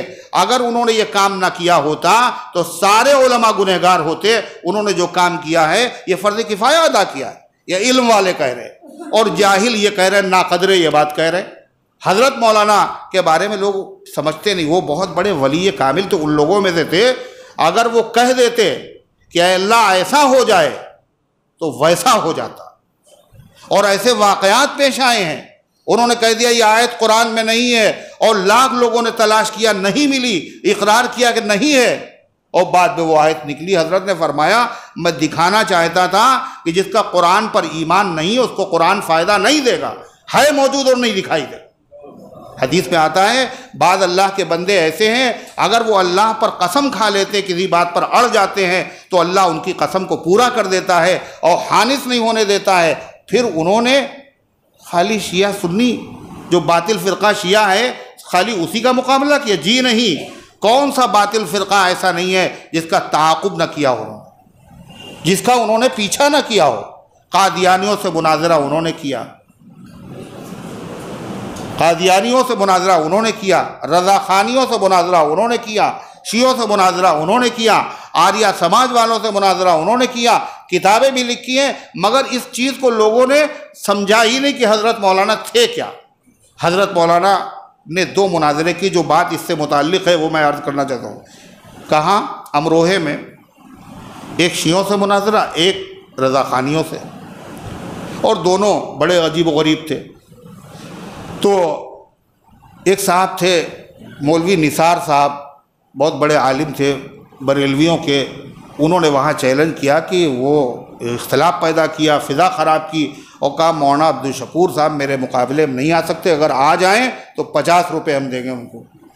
انگریزوں کا زمانہ تھا، تو حضرت کے وہاں معتقدین تھے، حضرت امروہے میں کچھ دن حضرت نے پڑھایا بھی تھا، تو کسی نے حضرت کے پاس خط لکھا کہ وہ حضرت عقیقہ ہمارے گھر پہ ہے، اس کی دعوت ہے۔ یہ نہیں کہا مناظرہ یہاں ہو رہا ہے، حضرت عقیقہ کی دعوت، واقعی عقیقہ ہوگا۔ تو حضرت تشریف لے گئے، جب وہاں تشریف لے گئے تو انہوں نے کہا ایک مولانا نثار صاحب ہے اور صاحب یہاں فضا خراب کر رہے ہیں، اور وہ یہ کہہ رہے ہیں مناظرے کی چیلنج کر رہے ہیں، مولانا عبدالشکور صاحب اگر آ گئے ہمارے سامنے تو ہم 50 روپے ان کو دیں گے۔ حضرت نے فرمایا چلو، گئے تھے عقیقے میں، کہا چلو کوئی مسئلہ نہیں، ہر وقت تیار۔ وہاں جا کے مناظرہ ہوا۔ مناظرے میں وہ شخص یہ کہہ رہا تھا کہ اللہ کے رسول صلی اللہ علیہ وسلم کو ہر چیز کا علم ہے، سب سے بڑے عالم ہیں آپ، اللہ نے ہر چیز کا علم جو دنیا میں ہو چکا، جو ہو رہا ہے، جو ہونے والا ہے، ہر چیز اللہ تعالیٰ نے حضور پاک صلی اللہ علیہ وسلم کو بتا دی ہے، ہر چیز کا علم ہے، علم ما کان بھی ہے آپ کو، علم ما یکون بھی ہے۔ تو حضرت جب مناظرہ کرتے تھے تو کیا گالی والے تھوڑی نہ بکتے، گالی ہو کے جس کے بعد دلیلیں نہ ہوں، انتہائی شائستہ اور مہذب الفاظ میں۔ تو حضرت نے فرمایا جو بات آپ کہہ رہے ہیں یہ قرآن کے خلاف ہے، یہ قرآن کے خلاف۔ اور قرآن کی مشہور صورت جس کے حافظ بہت لوگ ہوتے ہیں، کون سی صورت ہے جس کے لوگ حافظ ہوتے ہیں؟ حافظ لوگ بھی ڈرتے ہیں، تراویح جس دن سناتے ہیں وہ صورت آتی ہے، کہتے سب تو حافظ ہے، کوئی بول دے گا۔ وہ کون سی صورت ہے؟ ارے سورہ یاسین۔ کہاں سورہ یاسین کی اس آیت کے خلاف ہے مشہور صورت کا؟ وہ کیا؟ تو حضرت نے قرآن کی یہی آیت پڑھی، وَمَا عَلَّمْنَاهُ الشِّعْرَ وَمَا يَنبَغِي لَهُ۔ اللہ فرماتا ہے کہ ہم نے ان کو شاعری کا علم نہیں دیا۔ تم کہتے ہو ہر چیز کا علم دیا، ہر چیز کا علم دیا، اللہ کہہ رہا ہم نے ان کو شاعری کا علم نہیں دیا۔ آپ سچے ہیں یا اللہ سچا ہے؟ مناظرہ اسی پہ ختم ہو گیا، بات ختم ہو گئی، سب کی سمجھ میں آ گیا ہر چیز کا علم نہیں دیا۔ سوال کیا ہے کہ اللہ نے جب شاعری کا علم سب کو دیا ہے، اپنے محبوب کو کیوں نہیں دیا؟ جہاں اللہ نے یہ بتایا شاعری کا علم نہیں دیا، وہیں اللہ نے یہ بھی بتایا ہم نے شاعری کا علم اپنے محبوب کو کیوں نہیں دیا۔ اللہ فرماتا وما علمناه الشعر، ہم نے ان کو شاعری کا علم نہیں دیا، وما ينبغي له، اس لیے کہ شاعری کا علم آپ کی شان کے لائق نہیں تھا۔ ہم نے اپنے محبوب کو وہ چیزیں دی ہیں جو محبوب کی شان کے لائق ہیں، محبوب کو کوئی خراب چیز نہیں دی جاتی ہے۔ ہم نے آپ کو شاعری کا علم نہیں دیا اس لیے کہ شاعری آپ کی شان کے لائق نہیں تھی۔ حضرت صدیق اکبر کیا کہہ رہے ہیں؟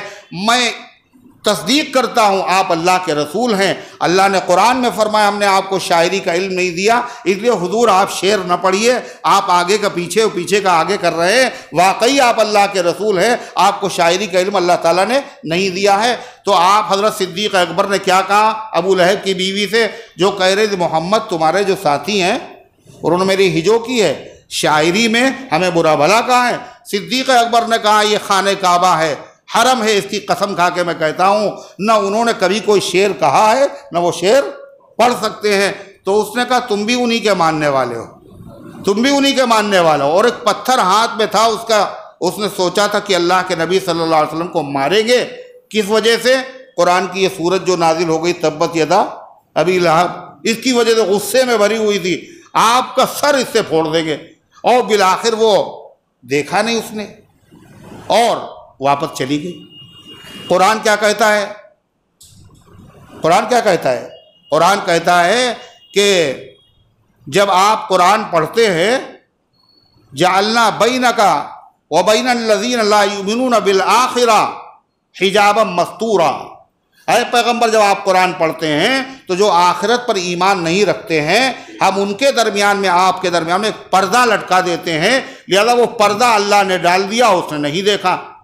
حضور پاک صلی اللہ علیہ وسلم نے فرمایا حضرت صدیق اکبر سے ایک فرشتہ اللہ نے بھیج دیا تھا، وہ مجھے چھپائے ہوئے تھا۔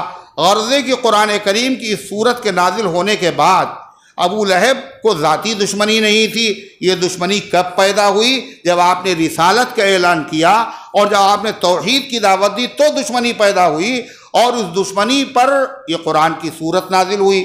جب قرآن کی صورت نازل ہو گئی تو دشمنی میں کمی نہیں ہوئی بلکہ اضافہ ہوتا چلا گیا۔ اس کے بعد پھر ابو لہب نے کیا کیا اور کتنے دن تک کیا پتہ ہے؟ قرآن نے کہا اس کے ہاتھ ٹوٹ گئے، وہ برباد ہو گیا۔ اور کب کہا؟ مکے میں کہا۔ ہجرت آپ نے کر لی، اس کا بال نہیں بیکا ہوا، لیکن قرآن نے جو کہا تھا وہی ہوا۔ اور غزوہ بدر کے بعد دنیا نے دیکھا ابو لہب کیسے برباد ہوئے، مال، اولاد، بیوی، سب کچھ برباد و تباہ ہو گیا۔ اور قرآن نے یہ بتایا تھا پہلی صورت میں لوگ دین میں فوج در فوج داخل ہوں گے، اور اس صورت میں کیا بتایا؟ کچھ لوگ ایسے ہیں جو مر جائیں گے اور دین اسلام میں داخل نہیں ہوں گے۔ کتنے پہلے قرآن نے کہا یہ ایسے ہی مرے گا بغیر ایمان لائے ہوئے، چنانچہ بغیر ایمان لائے ہوئے دنیا سے رخصت ہو گیا۔ اللہ تعالیٰ نے اس کی کیا تباہی اور بربادی بیان کی اور کیسے برباد ہوا، اس کی تفصیلات انشاءاللہ پھر عرض کی جائیں گی۔ آج اتنا ہی۔ اللہ ان گزارشات کو قبول فرمائے، عمل کرنے کی توفیق عطا فرمائے۔ کیا آدم علیہ السلام نے محمد صلی اللہ علیہ وسلم کے وسیلے سے دعا مانگی تھی؟ کیا ہمارے نبی کا نام عرش کے کھمبوں پر لکھا ہوا ہے؟ اگر پیارے نبی نہ ہوتے تو اللہ دنیا نہ بناتے۔ ہاں یہ ساری باتیں صحیح ہیں۔ بچے کو بخار ہے، والد صاحب کی طبیعت خراب، والدہ کی طبیعت خراب۔ کیا نام ہے بچے کا؟ بچے محمد عثمان۔